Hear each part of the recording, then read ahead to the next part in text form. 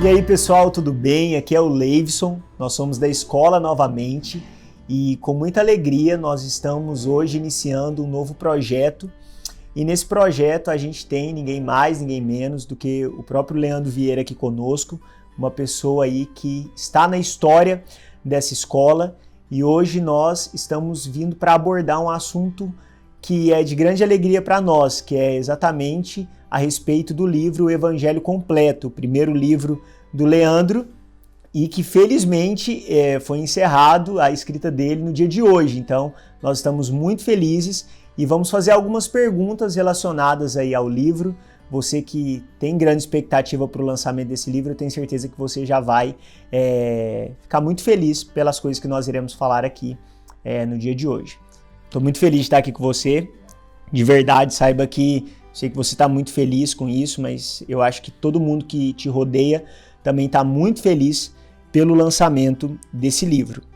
Mas, primeiro eu queria, se você quiser falar alguma coisa, né, também para o pessoal que está assistindo e tudo mais, seria muito bacana. Legal, muito feliz, Leivson. Você sabe que essa é uma alegria compartilhada, falando especificamente do livro, mas tanto quanto da escola novamente. Por muitos anos temos trabalhado com ensino e isso é uma característica da nossa comunidade de fé e da vocação que recebemos do Senhor. E como você disse, nós não havíamos combinado, mas exatamente hoje, há poucas horas atrás, eu concluí o livro. Tivemos um tempo de oração, eu e a Fran, de lágrimas, de compartilhar um pouco de como o Senhor nos trouxe até aqui. E há um material que nós havíamos produzido, que é o Cosmovisão Profética. Ele foi produzido pela nossa equipe de ensino, que muito prontamente, em 3 ou 4 anos atrás, entendeu que nós precisávamos prover algum material para os pastores e para a rede de igrejas que caminha conosco no Brasil, em fraternidade, em amizade. E eu, de alguma maneira, contribuí com o conteúdo, né, instruindo, apontando, trazendo alguns nortes, mas o Evangelho Completo é de fato meu primeiro livro, fruto de 20 anos de jornada com o Senhor e de 16 anos de ministério tempo integral. Então eu estou com uma expectativa muito grande, sempre foi um desafio para mim.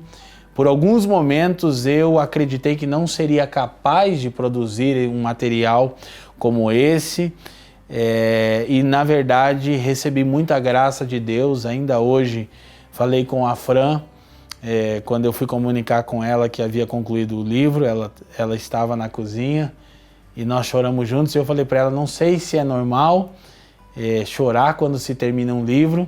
E eu ainda disse para ela, bom, eu com sinceridade vou poder dizer que eu fui impactado enquanto escrevi o livro. Houve muitos momentos, foram 4 meses trabalhando diariamente entre escrita e pesquisa.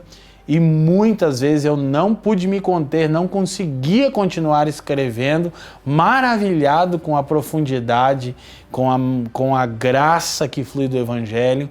E agora, concluindo, nós choramos juntos. E eu disse, poxa, eu estou gostando desse livro, que eu mesmo produzi. Eu posso dizer que de fato é algo que o Senhor me confiou, porque eu lendo e revisando o material, ainda assim, por vezes, duvido que fui eu que escrevi aquele material. Eu vejo realmente a mão do Senhor, me esforcei muito, a bibliografia está incrível, muito material de apoio.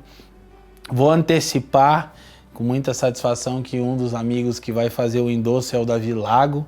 Isso para mim é muito importante, porque trabalhei bastante o tema política no livro, o Evangelho dentro do contexto dessa época.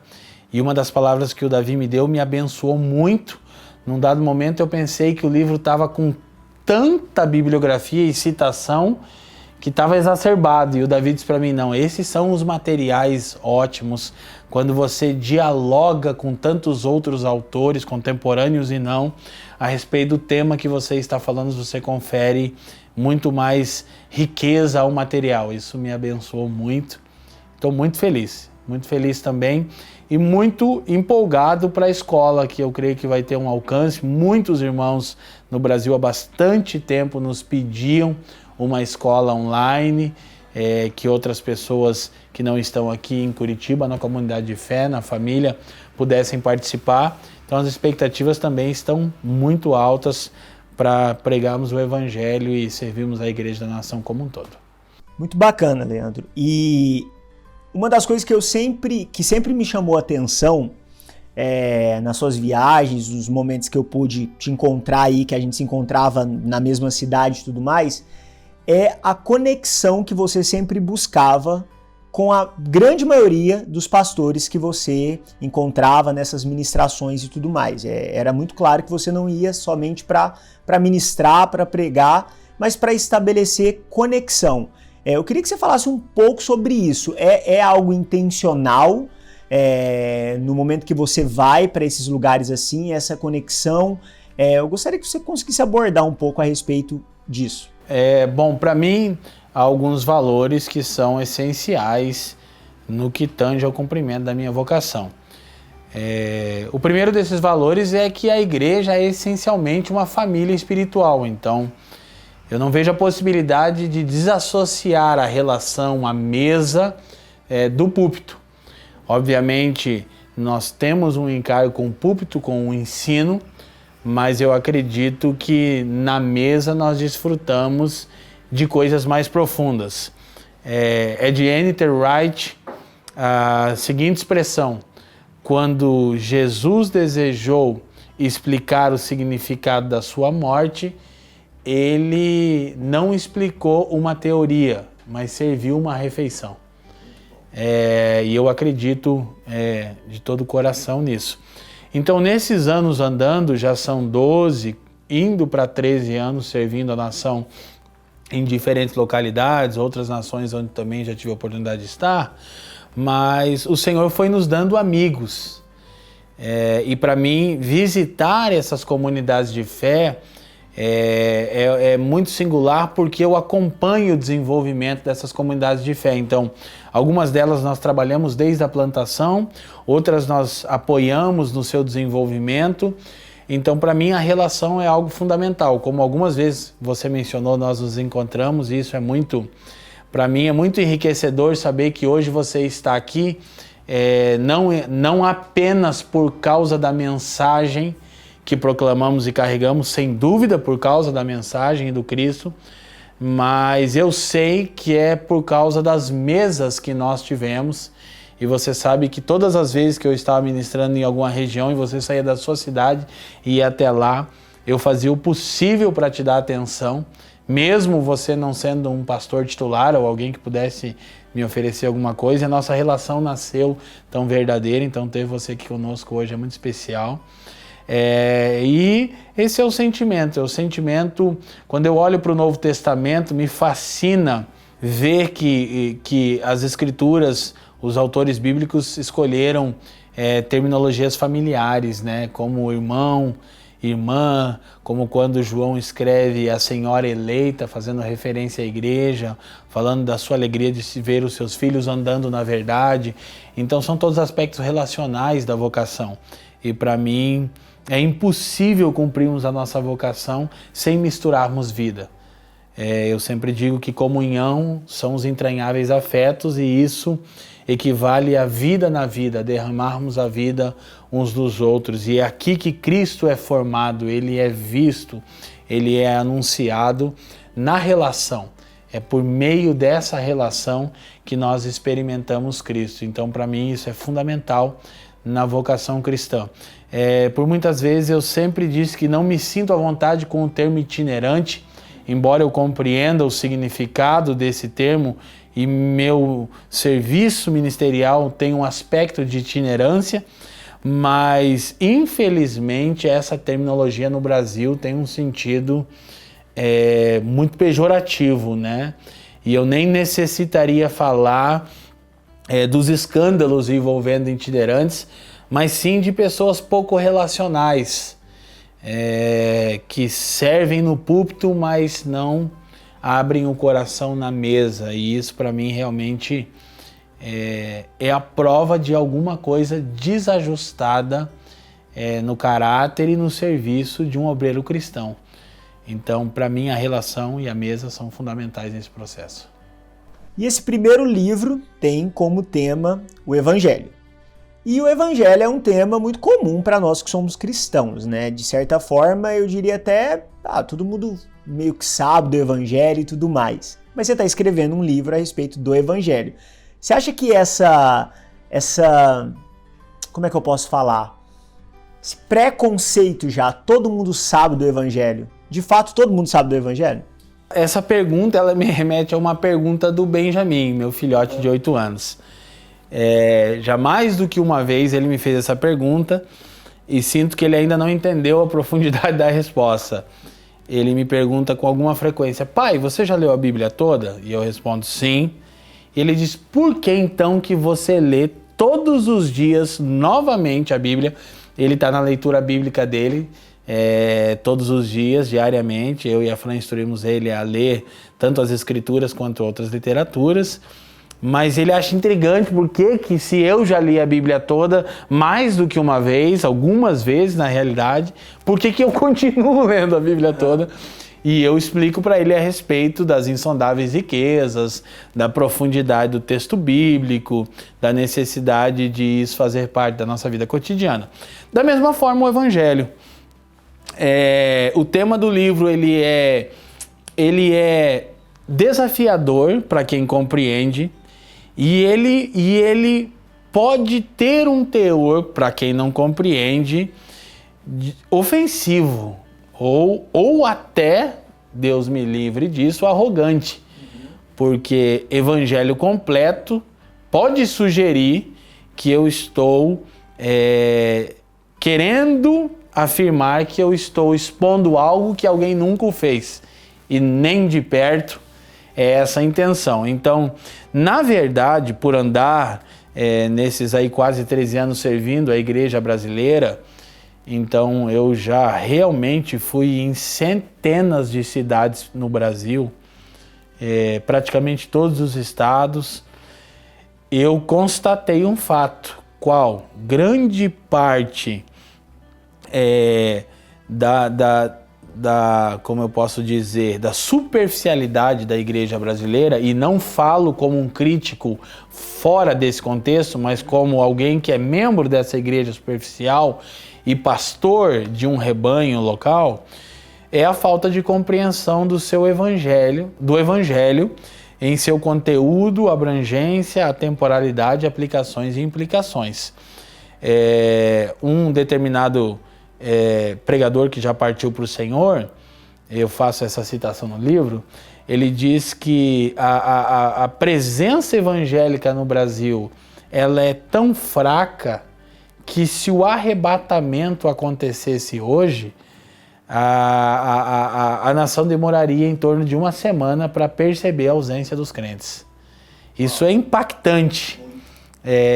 Vale dizer que eu não creio no arrebatamento secreto, é um dos temas que eu trato no livro, mas a constatação é de fato impactante. E uma outra pergunta que eu costumo fazer costumeiramente para pastores e para cristãos evangélicos, e quero fazer essa pergunta para ficar no ar, na reflexão, se os únicos cristãos do mundo estivessem no Brasil, e nós precisássemos espalhar missionários para o mundo a fim de pregarem o evangelho, que tipo de evangelho o mundo receberia? E infelizmente, eu não quero ser aqui um pessimista, nihilista, mas infelizmente o resultado não seria muito encorajador.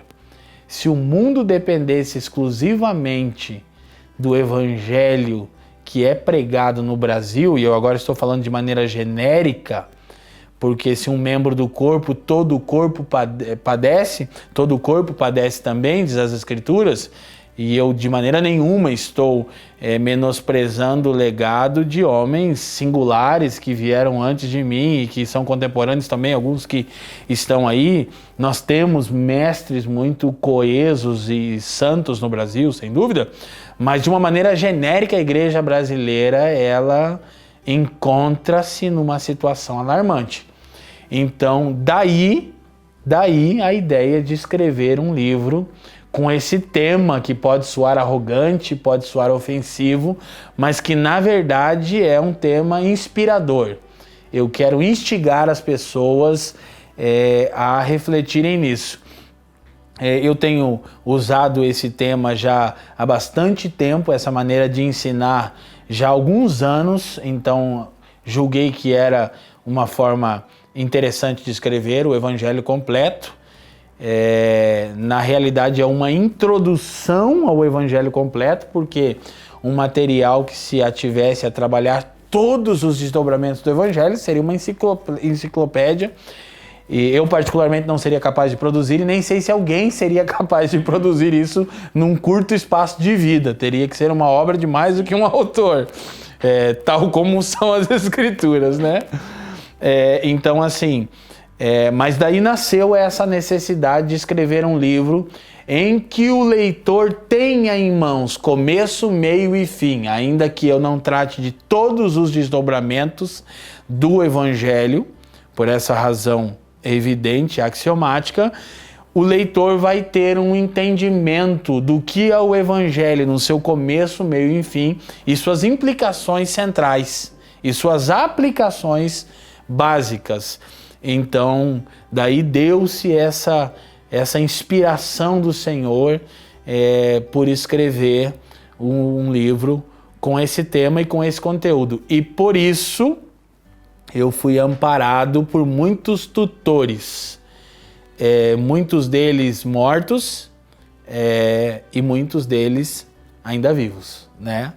E não é que eu ouço os mortos, mas isso que eu já tava assim, por qual viés que eles falaram, né? Eu ouço vozes, já diria um rapaz de um filme sim, com o Bruce sim. Willis. Não, porque eu me refiro àquilo tudo que já foi produzido na história da igreja e eu procurei observar em grande parte o que esses vultos do cristianismo falaram a respeito da boa notícia, que é extremamente ampla, abrangente, mas em uma perspectiva é tão objetiva que é uma proclamação. O Evangelho é uma boa notícia. E essa é a singularidade e é também o aspecto paradoxal. Um livro inteiro sobre o Evangelho completo, porque ele tem uma abrangência para toda a criação, para todo o cosmos, a ordem criada, mas ele pode ser proclamado com poucas palavras. Agora, uma das coisas que eu trabalho no livro é exatamente isso. É comum a frase que ela costuma ser atribuída por vezes a Francisco de Assis e por outras vezes a Agostinho, o bispo de Hipona: pregue o Evangelho, se necessário, use palavras. E no livro, na verdade, eu trabalho a seguinte ênfase: pregue o Evangelho, é necessário usar palavras. Porque essa frase está equivocada, porque o Evangelho é, antes de qualquer coisa, um anúncio. Ele não é algo que pode ser aprendido por conduta. Naturalmente, quando se usa essa frase, ela tem um significado, mas ela pode se apresentar como um sofisma. Pregue o Evangelho, se necessário, use palavras. Então significa que eu posso pregar o Evangelho com comportamento. Então o Evangelho resume-se a comportamento. Não, o Evangelho é um anúncio. Pregue o Evangelho, é necessário usar palavras. Então usei muitas palavras e procurei, sobre a graça de Deus e inspirado pelo seu Espírito, pelas Escrituras, por muitos autores, as palavras mais adequadas para essa apresentação holística do Evangelho. Essa é uma palavra que vai aparecer no livro algumas vezes. E a palavra holismo significa um olhar abrangente que, quando dado dessa forma, ele revela aspectos do objeto que está sendo observado que um primeiro olhar focado não poderia exprimir, não poderia expressar corretamente. Então, o olhar holístico é o olhar panorâmico, né? Então, como a gente aí está no meio de uma geração tecnológica, é o drone, né? Eu levantei o drone o mais alto possível para olhar o evangelho como um todo e naturalmente dei zooms e focos específicos, como nosso amigo Gustavo, que está atrás das câmeras aqui, eu quero honrá-lo, em coisas que eu acredito que são as mais essenciais e elementares da doutrina de Cristo, conforme o autor de Hebreus nos expõe. E como você mesmo disse, você teve um acompanhamento de vários tutores. Então, o evangelho completo, por mais que tenha, obviamente, algo que é carregado ali pela sua identidade como escritor e também a sua exposição a respeito do tema, você foi respaldado por muitos escritores. Por exemplo, eu observando, eu vi Tozer, Calvino, Wright, Agostinho, Padilha, Subirá, Frank Viola. Tem muitas pessoas, tanto autores nacionais, internacionais. Por que essa gama tão diferente de autores e tantos autores respaldando esse logo primeiro livro que você está fazendo? Então, eu acredito que uma obra, ela tem o seu valor na sua bibliografia. Porque a própria Escritura diz que não há nada novo debaixo do céu. Então, tratar de escrever um tema como o Evangelho, numa tentativa de expô-lo em sua completude, seria um grave equívoco, imperdoável, no meu ponto de vista, se não apoiado por autores e teólogos das mais variadas abordagens teológicas, assim por dizer. Então, como você mencionou, um dos autores que mais me inspira na minha pesquisa bíblica constantemente é Nicholas Thomas Wright, ou o Tom Wright, bispo anglicano em Londres. Então, eu tenho grande estima pela maneira que o Tom Wright expõe o Evangelho e expõe essa abordagem sempre holística e integrada das Escrituras. Um dos outros autores que, na verdade, talvez seja hoje a mente mais brilhante do evangelicalismo norte-americano, Timothy Keller. Keller é realmente fantástico e a capacidade de síntese do Keller é uma das coisas, para mim, mais singulares nele. Ele consegue sintetizar conceitos abrangentes de maneira muito satisfatória. E o Keller, de tradição reformada calvinista. Wright, naturalmente anglicano, de tradição reformada, mas sabemos que a igreja anglicana ela tem uma abordagem um pouco diferente em alguns pontos do calvinismo. Então, essa relação entre autores assim é que enriquece, Leivson. Poder, por exemplo, um dos livros do Tom Wright que eu usei de apoio, talvez é o autor que eu mais usei, Como Deus se Tornou Rei, onde ele faz uma crítica ao credo apostólico, né? A tradição da igreja, e só Tom Wright poderia fazer uma crítica. Usado bastante, né? Como essa. Então eu peguei carona na crítica do Tom Wright e termino enfatizando com muita clareza. Quem está dizendo isso é Nicholas Thomas Wright. Mas a crítica dele é extremamente significativa quando ele aborda que os credos não falam nada. Eles mantêm silêncio a respeito de todo o período da vida de Cristo. Então ele aborda quando o credo fala da concepção da Virgem Maria e prontamente a próxima parte do credo basicamente vai dizer que padeceu sobre Pôncio Pilatos. Ou seja, ele é concebido e já parte para a parte da crucificação. Por quê? É comum no calvinismo, tradição teológica da qual a gente tem muita empatia e concordância em vários pontos, não em todos, mas em vários pontos, em grande parte deles. É comum no calvinismo dar-se uma ênfase soteriológica, é comum na reforma como um todo, a partir de Lutero.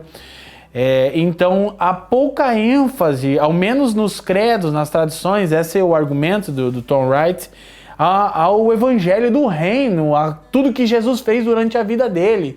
O Wright chega de uma maneira até uma ironia saudável a dizer, poxa, então não importa o que para os evangelistas importavam, porque eles escreveram detalhadamente sobre toda a trajetória ministerial de Cristo e por que a tradição da igreja, os credos especialmente, dão pouca ênfase. Então, esse diálogo eu tentei trabalhar bastante no livro e mostrar como nós não devemos, agora, isso não é um incentivo para que a gente suspeite da tradição teológica calvinista, não. É para que possamos pegar uma perspectiva como essa e acrescentar aquilo que já é base da fé reformada e ampliarmos.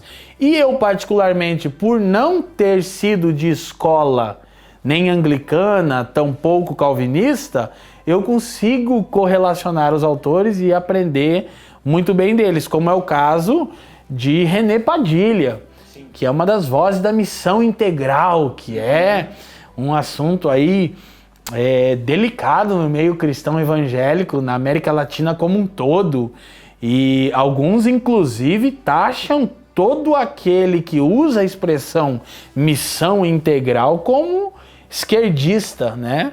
Como progressista, ou os mais alterados chamam de esquerdopatas. Eu trabalhei muito tema política no livro, tratei muito das questões do conservadorismo e do progressismo, em momento oportuno a gente compartilha, mas então trouxe a contribuição que homens como René Padilha, que fizeram parte da mesa do Pacto de Lausanne, onde muitos esquecem que um dos principais tutores era John Stott.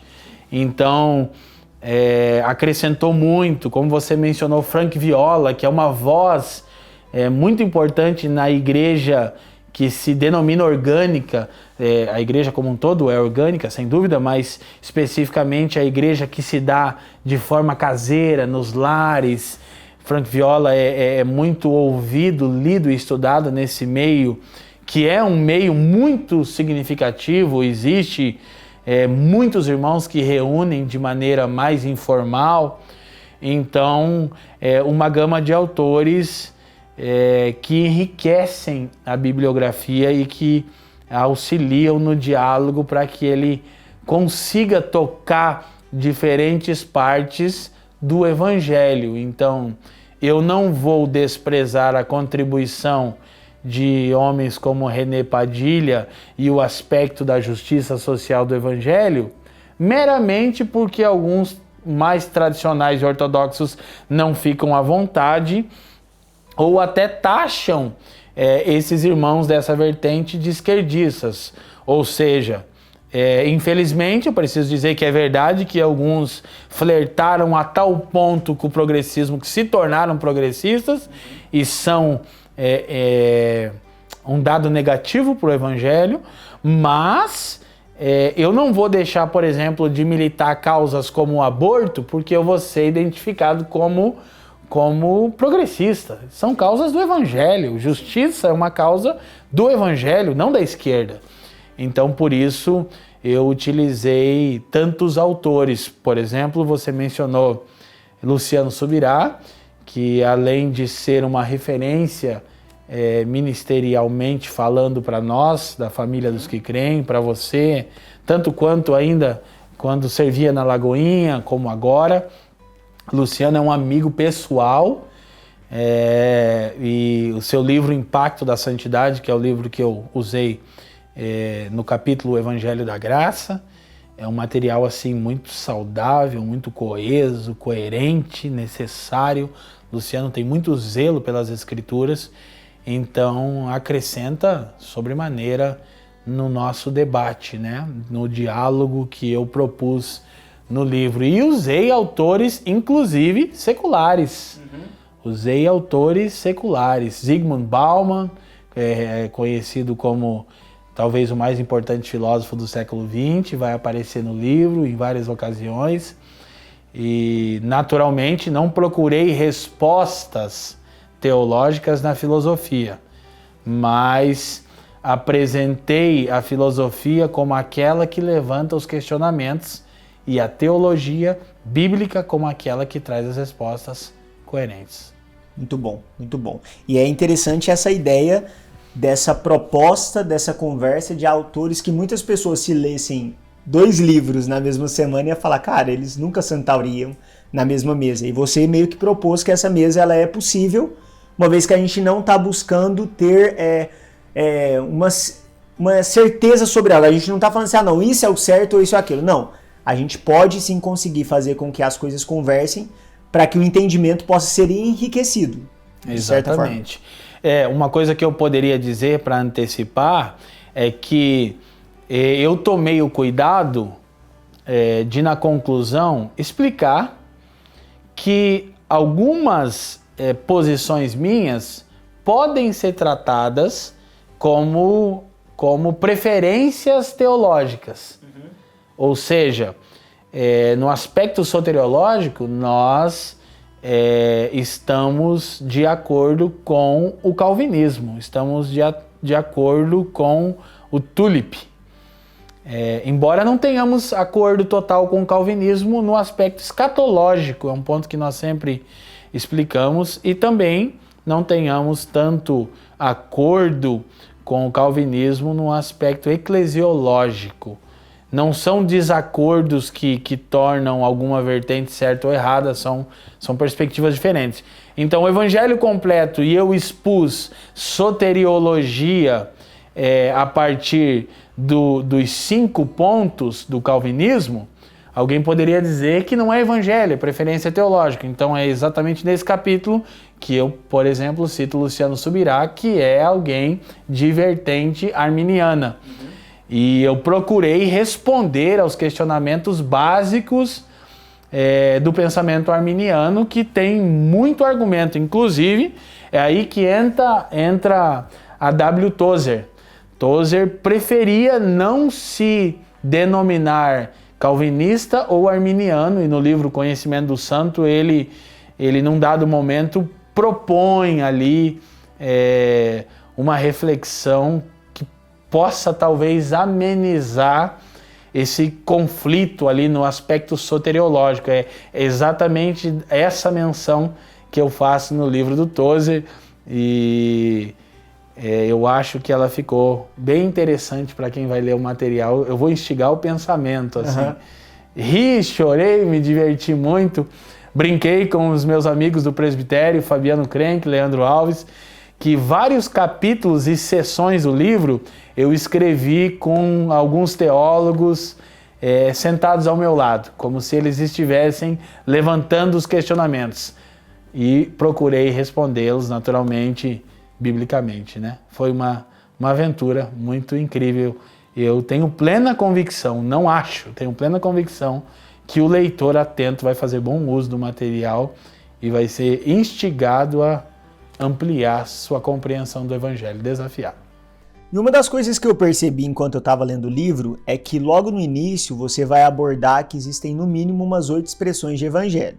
Você escolhe 3 delas e apresenta como evangelho completo. E as outras expressões, assim, como é que a gente faz com elas? Existem algumas expressões que representam aspectos do evangelho, em torno de 8 expressões, como Evangelho de Deus, Evangelho da glória de Cristo, Evangelho da nossa salvação, Evangelho da graça, Evangelho do reino e Evangelho eterno.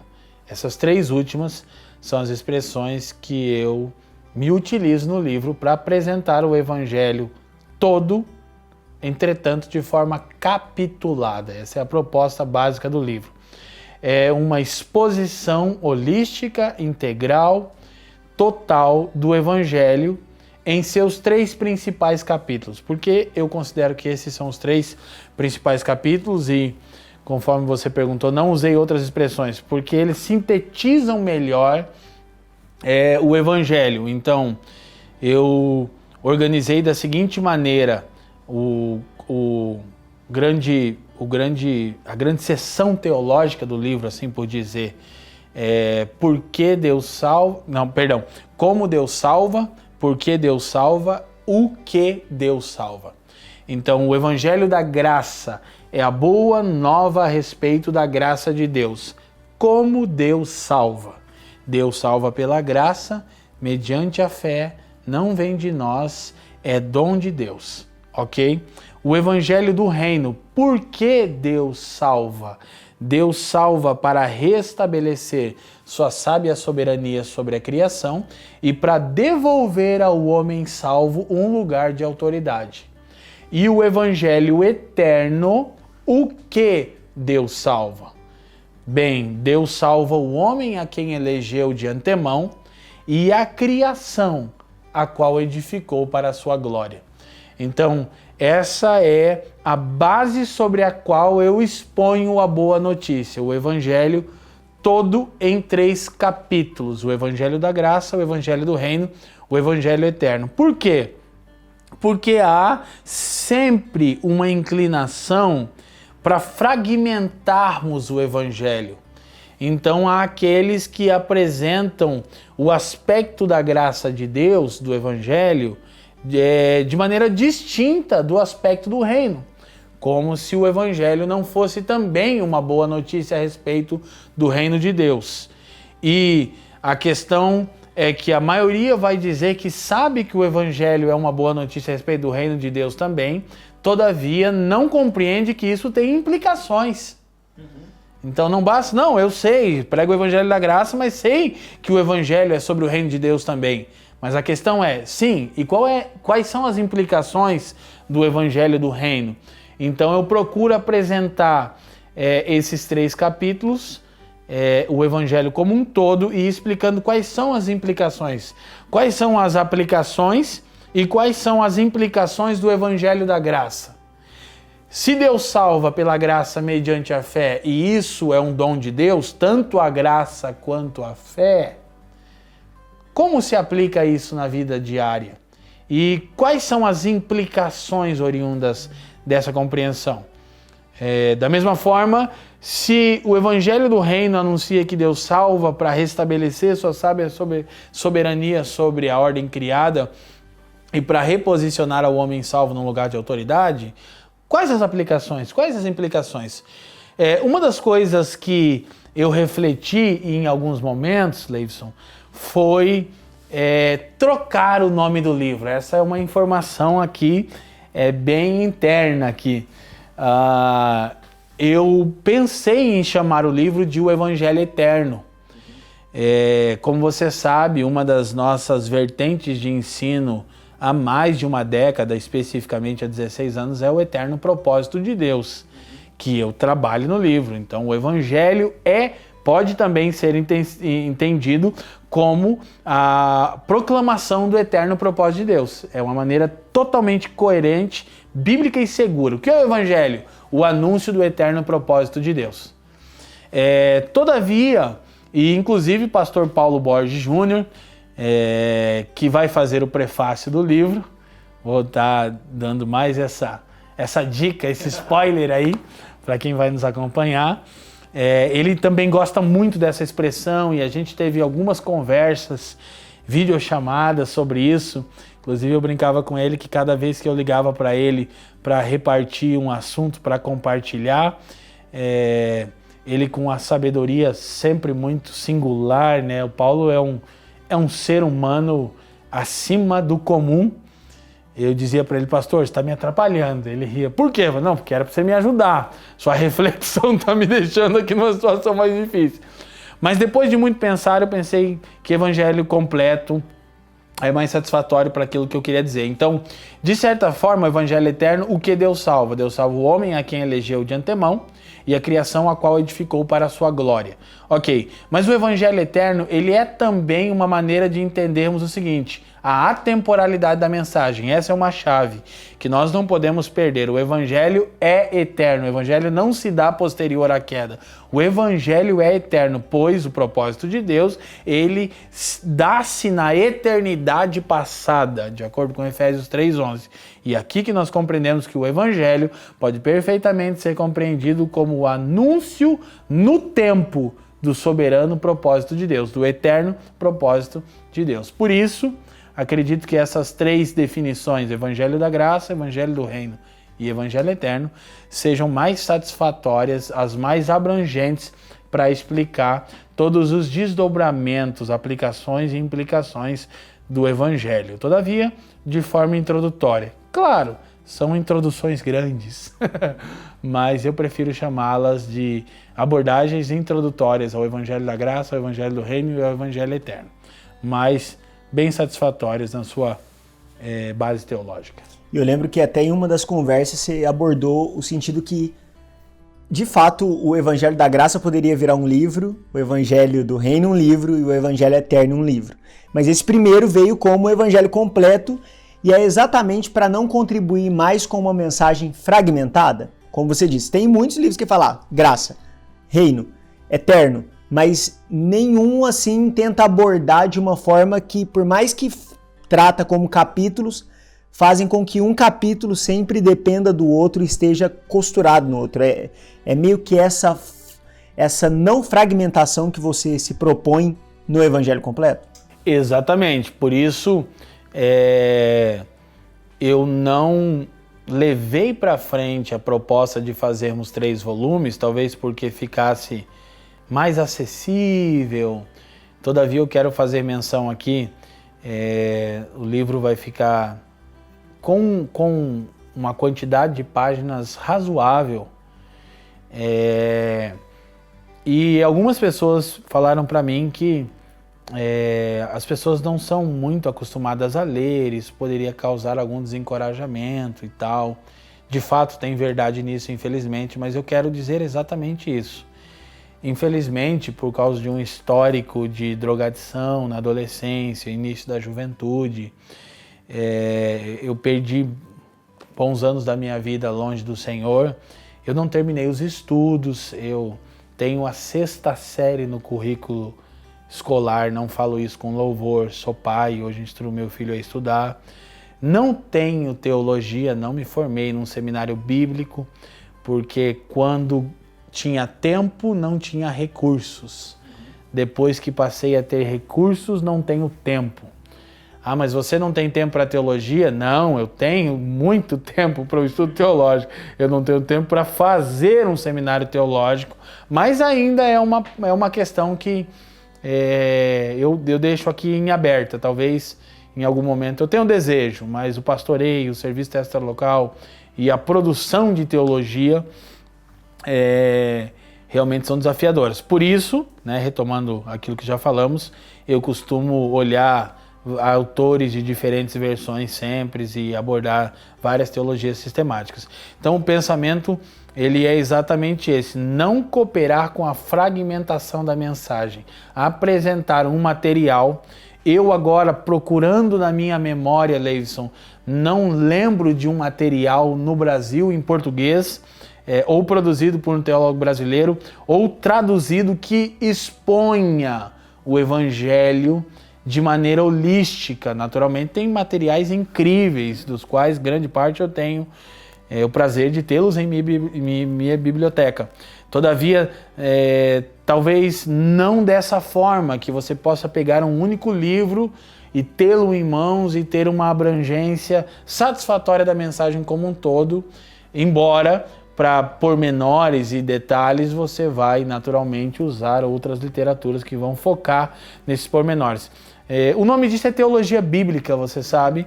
Então, o pano de fundo do livro é teologia bíblica. E em alguns aspectos eu tenho teologia confessional, como no aspecto soteriológico, minha confissão de fé vai ser calvinista.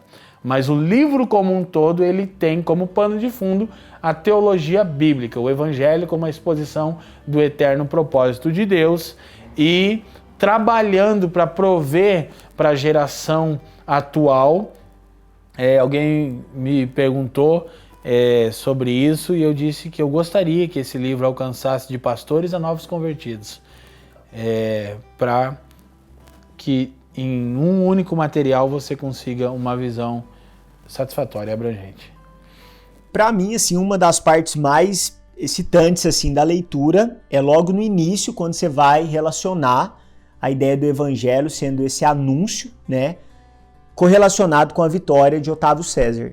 Explica melhor, assim, o que você coloca ali e qual que é essa grande alegria mesmo que causa, né? O entusiasmo que causa quando a gente lê aquilo e vê que daquela forma que foi, é da mesma forma que o evangelho também se compromete, tanto em ser.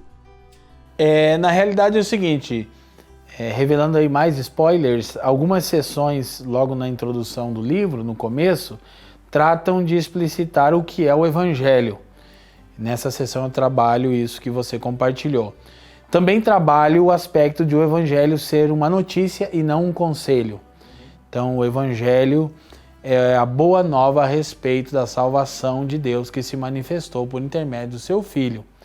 Não é um conselho sobre o que nós precisamos fazer para ser salvos, mas é um anúncio de que Deus salva por intermédio do seu Filho e que Ele está redimindo toda a criação. E uma das coisas características da natureza do Evangelho é que ele é uma boa nova, ele é uma boa notícia. Ele não é apenas notícia, ele é boa notícia. E para isso eu também uso uma das literaturas de Tom Wright, onde Tom Wright explica que para que o Evangelho chegue a alguém como uma boa notícia, necessariamente há necessidade de um contexto prévio. Ou seja, como que uma notícia vai ser boa para alguém que não está contextualizada com a necessidade daquela notícia? Então, John Stott também vai dizer isso no seu comentário sobre Romanos, um dos materiais de apoio do livro, um dos comentários mais incríveis que nós temos em língua portuguesa de Romanos, sem dúvida, a mensagem de Romanos comentada por Stott. Ele diz que essa glória do Evangelho brilha muito mais com o pano de fundo da depravação total, da condição do homem e do cosmos como um todo. Mas o Tom Wright compartilha uma experiência dele muito curiosa. Ele diz que ele estava pregando fora do país, se não me falha a memória, nos Estados Unidos, e ele muito admirador de esportes, e a seleção inglesa, país da origem do mesmo, estava disputando a final do campeonato de rugby com a seleção australiana. E ele diz que então ele estava acompanhando, e por causa do fuso horário isso se deu nas primeiras horas da madrugada, e a filha dele estava atualizando ele a respeito do jogo. Inclusive a seleção inglesa estava jogando na Austrália e a seleção inglesa sagrou-se campeã de rugby, o que para ele foi uma emoção comensurável, ele diz. E ele diz que ele desceu no saguão do hotel muito inspirado, falando com a filha no telefone, e ele olhou para o lado e refletiu e viu várias pessoas ali. Ele pensou, estou nos Estados Unidos da América, as pessoas não têm tanto apreço por rugby aqui, e mesmo os que têm não faz sentido, porque é o meu time, a minha seleção que foi campeã. E ele disse, era uma notícia incrível para mim, mas para as outras pessoas não, porque eu tinha um contexto prévio. Então o Evangelho precisa ser entendido nesse contexto prévio da real condição caída do homem, da real condição a qual a criação como um todo está sujeita, de acordo com Romanos capítulo 8. Então, esse é um aspecto importante para refletirmos. Então, quando olhamos para o anúncio do Evangelho, é exatamente isso. Essa palavra, ela basicamente aparece pela primeira vez na história quando há a batalha entre Otávio e Marco Antônio, pelo governo de Roma, assim por dizer. Tem todo um contexto ali que eu também compartilho no livro, mas basicamente é o seguinte: eles estão batalhando na região da Grécia e Otávio vence aquela batalha naval e ele é então proclamado Augustus, imperador. Mas ele está fora de Roma e essa notícia chega. Daí a terminologia apóstolo. Alguém é enviado para anunciar em Roma que Otávio havia triunfado. E isso é maravilhoso, é incrível, porque embora Otávio não estivesse presente em Roma, naquele momento e, de acordo com os historiadores, tenha levado em torno de 2 anos para retornar para Roma, a notícia de que Otávio venceu estabelece um novo ambiente em Roma. Uau. Então, Tom Wright vai dizer: algo aconteceu, a vitória, algo acontecerá, o retorno. E isso mudou como as coisas são agora. Então o evangelho, ele é de um aspecto atemporal. É um fato que aconteceu dentro da história. Ele gera a esperança da parúzia do retorno de Cristo, mas não uma esperança sem significado, sem realidade. Porque essa esperança, ela é projetada no hoje. Esse é o conceito tão maravilhosamente exposto por George Eldon Ladd, um dos outros autores e tutores do livro. George Ladd explicava a realidade do reino exatamente com essa expressão: já, mas ainda não. E não há maneira de se compreender a mensagem do Evangelho, o Novo Testamento como um todo, o plano redentor de Deus como um todo, sem entendermos o já e ainda não do reino de Deus. Já, porque na pessoa de Cristo o futuro se tornou presente, e essa é outra expressão de Ladd. Ele diz: o futuro está presente. E isso muda o ambiente, e ainda não, porque não é pleno. Então, e para a gente aguçar um pouco mais, a Escritura ainda deixa isso mais profundo quando diz que o Cordeiro foi imolado na fundação do mundo. Então, a complexidade, isso é o Evangelho eterno. A complexidade dessa verdade, a abrangência do Evangelho é incrível. Todavia, é algo tão simples nesse aspecto que pode ser proclamado em algumas palavras. Algo aconteceu, Cristo triunfou.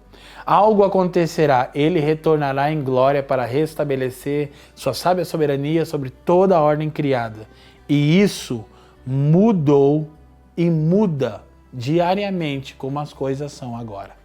Essa é uma perspectiva extremamente encorajadora, é a esperança, a bendita esperança que Paulo escreve a Tito no capítulo 2, que mantém a igreja firme e triunfante em dias como esse.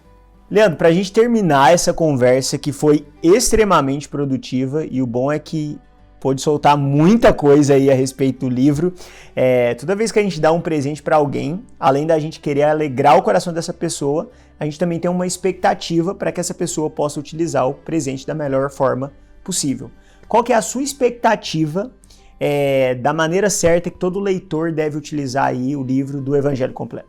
Primeiro, o que nós compartilhamos entre o presbitério local, a título da comunidade local, a família dos que creem, é que o livro Evangelho Completo é como uma confissão de fé nossa, é fruto dessa jornada que nós temos tido de praticamente 2 décadas juntos. Então, minha expectativa é que para a comunidade de fé local seja um livro de cabeceira, seja sempre, obviamente, jamais, sob hipótese alguma, substitua as Escrituras, mas tem esse papel de organizar os pensamentos para, a partir deles, você refletir sobre os mais variados temas. Então, e minha expectativa para com todo é que esse material, conforme eu havia dito, alcance tanto pastores e líderes. Eu sei que há muitos mestres saudáveis e pastores santos e sérios na nação que têm essa compreensão. Todavia que a minha maneira de expor, aí eu acho que a singularidade de cada um no Senhor possa servir para ampliar, para instigar, para inspirar, para desafiar, para gerar reflexão sobre temas e assim, de maneira também muito singular, eu espero que esse livro alcance a nova geração de ministros. Esse tem sido um fenômeno bem comum agora no Brasil, com pastores mais jovens.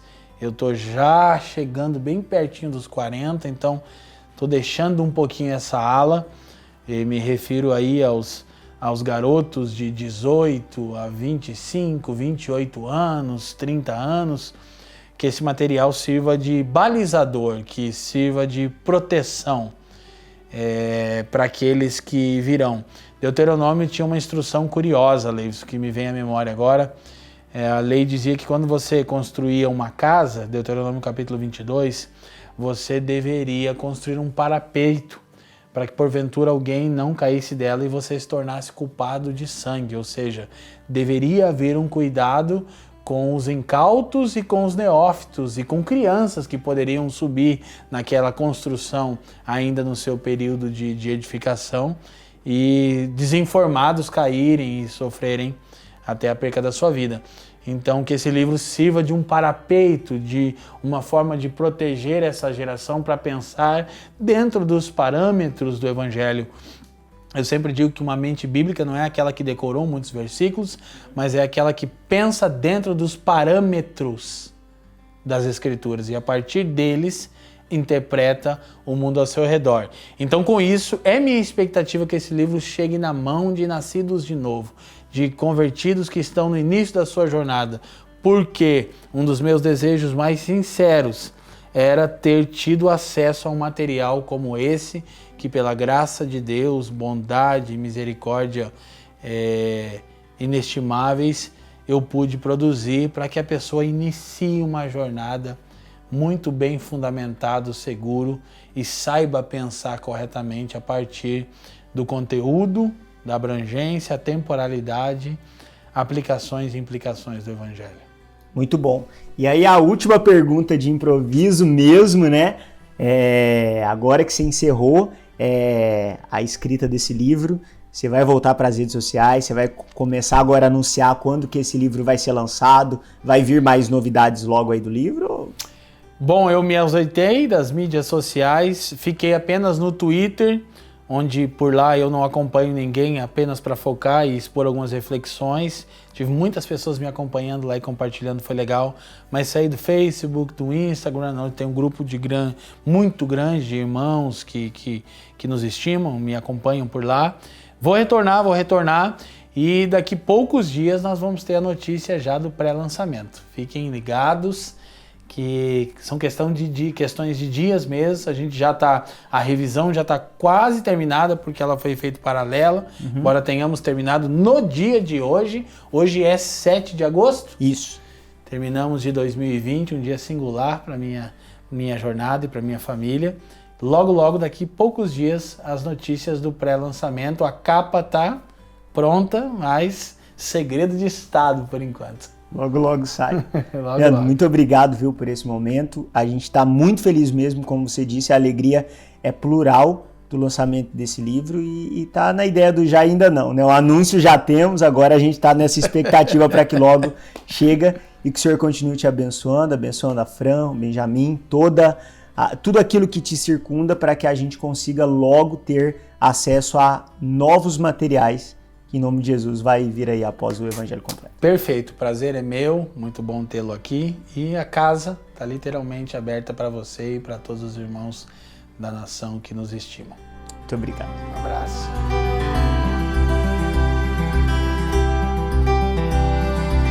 Leandro Vieira, conservador ou progressista?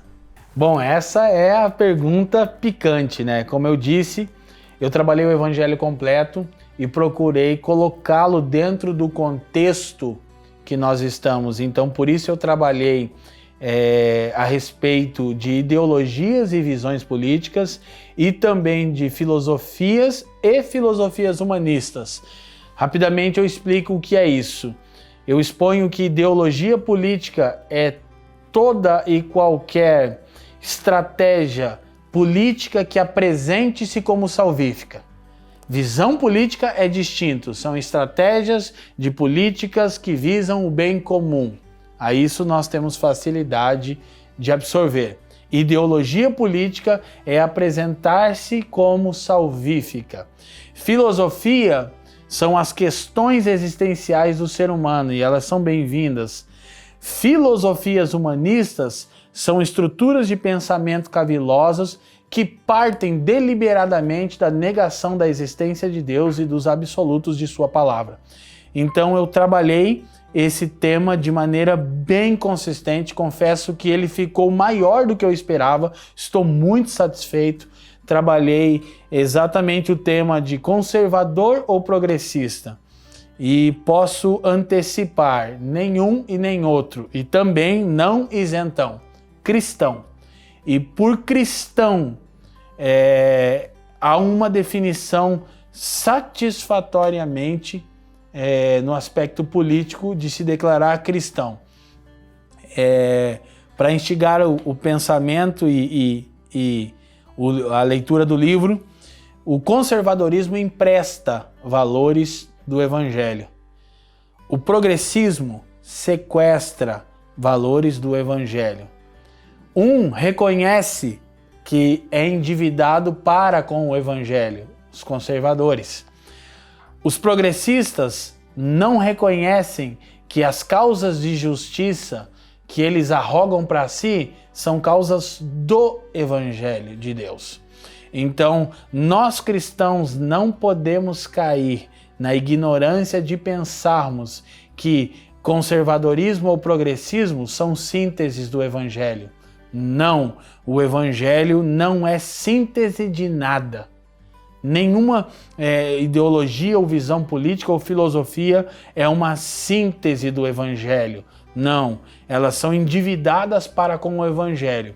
No mesmo aspecto, a filosofia, trabalhei um pouco dessa grande questão da nossa geração, que é o existencialismo, oriundo de pensamentos como Friedrich Nietzsche e Jean-Paul Sartre. Esse niilismo, esse pessimismo corrosivo, essa falta de sentido na vida, e expus o Evangelho como uma esperança satisfatória para a geração pós-moderna. Trabalhei as demandas da modernidade líquida e procurei também mostrar como o Evangelho é de fato a boa nova, é a mais incrível notícia que poderíamos receber, e que nós cristãos não deveríamos nos reduzir a ponto de seguirmos filósofos humanistas que deliberadamente rejeitam a existência de Deus e tiveram fins trágicos, e que suas vidas e obras têm produzido assim um grande prejuízo para a geração atual. Isso é a modernidade líquida, ou seja, que desconstrói a metanarrativa bíblica, que de fato desconstrói toda a metanarrativa, especialmente a metanarrativa cristã. E toquei em alguns nomes conhecidos aí nos meios universitários e procurei instigar a reflexão a partir do Evangelho.